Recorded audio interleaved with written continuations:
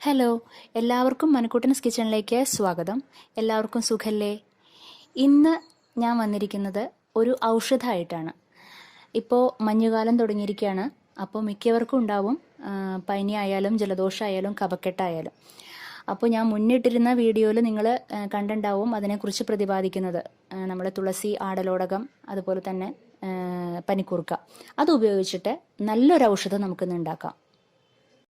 ഇതാണ് പനിക്കൂർക്ക, ഇത് തുളസി, ഇതാണ് ആടലോടകം. അപ്പോൾ നമുക്ക് സ്റ്റാർട്ട് ചെയ്യാം. ഞാൻ ദേ ഇപ്പോൾ സ്റ്റൗവിൽ ഒരു പാത്രം വെച്ചിട്ടുണ്ട്. അപ്പോൾ നമുക്ക് അതിലേക്ക് ആദ്യമായിട്ട് ആടലോടകം, ഇതാണ് ആടലോടകത്തിൻ്റെ ഇല, നന്നായി കഴുകിയിട്ട് അത് നമുക്ക് ആഡ് ചെയ്യാം. ഞാൻ ഫ്ലെയിം ഓൺ ചെയ്തിട്ടില്ല. ഇപ്പോൾ ഇത് ചുവന്ന തുളസി. പിന്നെ അടുത്തതായിട്ട് പനിക്കൂർക്കയുടെ ഇലയാണ്. അപ്പോൾ ഇത് മൂന്നും നമ്മൾ ഒരേ അളവിൽ എടുക്കുക കേട്ടോ. എടുക്കുമ്പോൾ ഇത് മൂന്നും നമ്മൾ പാത്രത്തിലേക്ക് ഇട്ട് കൊടുക്കുകയാണ് കേട്ടോ. അടുത്തതായിട്ട് ഒരു ഇടത്തരം വലുപ്പമുള്ള ഗ്ലാസ് എടുത്തിട്ട് അതിൽ 2 ഗ്ലാസ് വെള്ളം ഒഴിച്ചു കൊടുക്കാം. 2 ഗ്ലാസ് വെള്ളമാണ് വേണ്ടത്. നമുക്കത് ഒഴിച്ചു കൊടുക്കാം. അത് നമുക്ക് എന്നിട്ട് നമുക്കത് 1/2 ഗ്ലാസ്, ഇപ്പോൾ കാണിച്ച ഗ്ലാസ് ഉണ്ടല്ലോ, അതിൽ 1/2 ഗ്ലാസ് ആക്കി മാറ്റണം. ഇപ്പോൾ ഞാൻ ഫ്ലെയിം ഓൺ ചെയ്യാണ്.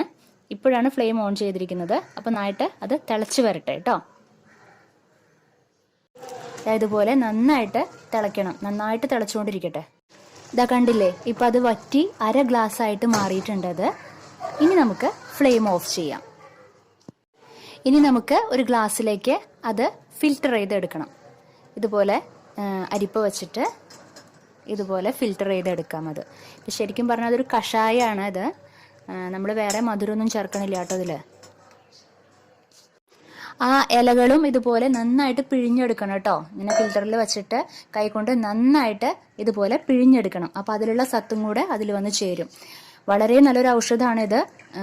ഞാൻ നേരത്തെ മുന്നിട്ട വീഡിയോയിൽ പറഞ്ഞ പോലെ ആടലോടകം, അതുപോലെ തന്നെ കർപ്പൂരവള്ളി, അതായത് കർപ്പൂരവള്ളി എന്ന് പറയുന്നത് പനിക്കൂർക്കയാണ്. പനിക്കൂർക്കയും അതുപോലെ തുളസിയും നമ്മൾ വീട്ടിൽ വച്ച് പിടിപ്പിച്ച് കഴിഞ്ഞിട്ടുണ്ടെങ്കിൽ നമുക്ക് ഇതുപോലെ എന്തെങ്കിലും കഫക്കെട്ടോ അതുപോലെ തന്നെ ജലദോഷം ഇതൊക്കെ വന്നു കഴിഞ്ഞിട്ടുണ്ടെങ്കിൽ ഇത് 3 നേരം ഇതുപോലെ വെച്ച് കുടിച്ചു നോക്കൂ. ഞങ്ങൾ സ്ഥിരം ചെയ്തു വരുന്നതാണ്. എൻ്റെ അച്ഛനമ്മയും പണ്ട് തൊട്ട് ചെയ്തു വരുന്നതാണിത്. വളരെ നല്ലൊരു ഔഷധമാണ് കേട്ടോ. അപ്പോൾ എല്ലാവരും ട്രൈ ചെയ്യണം. നിങ്ങൾക്ക് ഇഷ്ടപ്പെട്ടു എന്ന് വിചാരിക്കുന്നു. അപ്പോൾ നമുക്കിനി അടുത്ത എപ്പിസോഡിൽ കാണാം. Bye, thank U.